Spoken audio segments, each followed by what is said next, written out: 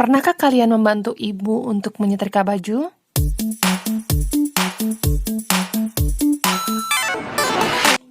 Ketika kita menyetrika baju, tentu kita memerlukan energi, bukan?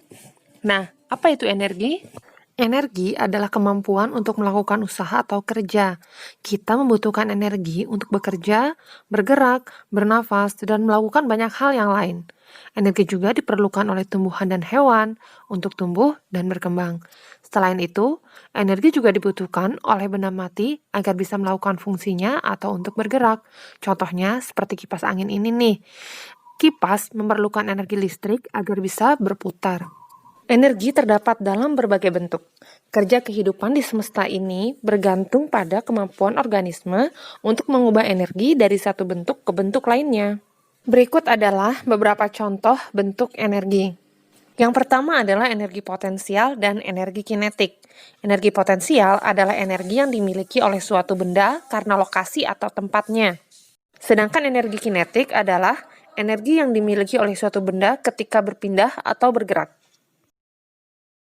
Untuk membedakan antara energi potensial dan energi kinetik, silahkan kalian perhatikan gambar berikut ya. Nah, pada saat benda berada di puncak, maka benda tersebut akan memiliki energi potensial yang lebih besar daripada energi kinetiknya.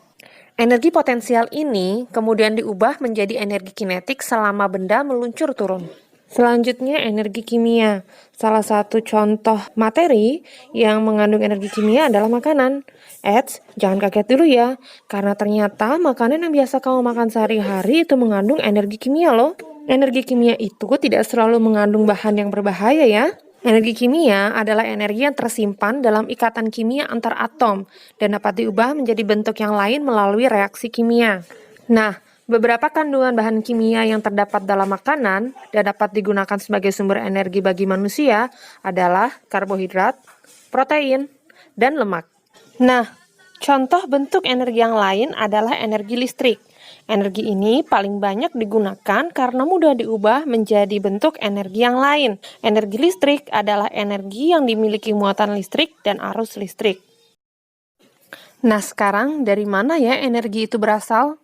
Energi bisa berasal dari berbagai sumber. Secara garis besar, sumber energi bisa dibagi menjadi dua kelompok. Yang pertama adalah sumber energi tak terbarukan, dan yang kedua adalah sumber energi terbarukan. Coba sekarang kalian perhatikan berita yang ada di kompas.com berikut.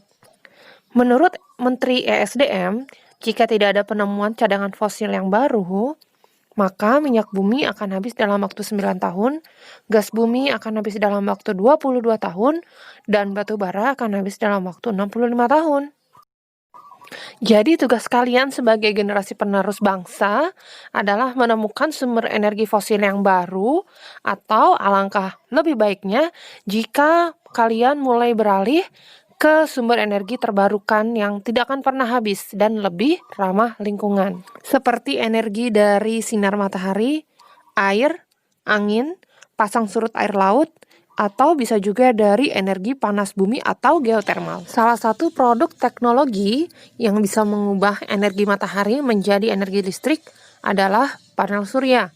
Cara kerjanya adalah dengan menyerap cahaya matahari dan menampung energi yang dihasilkannya ke dalam sebuah baterai. Nah, baterai ini terhubung dengan kabel instalasi listrik di dalam rumah.